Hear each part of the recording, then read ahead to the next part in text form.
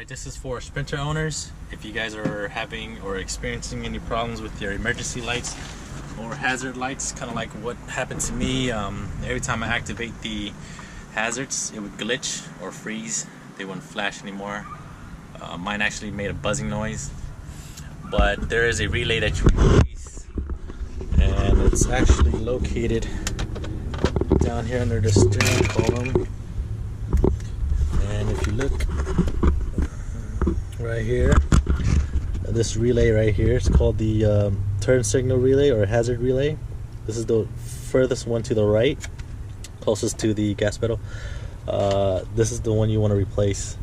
That's what fixed my problem. Don't touch this guy. This is the east engine control relay, or this one. This is the wiper relay, the one furthest to the right. That's what fixed my problem. $20 at the dealership. And let me see. What did I do? Oh, here it is. This is what it looks like here.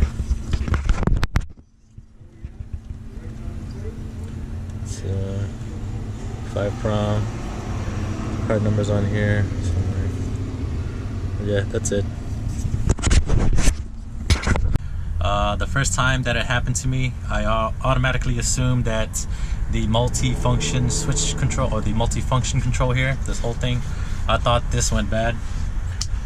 Ended up buying a new one online, installed it, and then tested it out, and then I was doing the same thing. So did a little research. It was actually the relay that was a problem.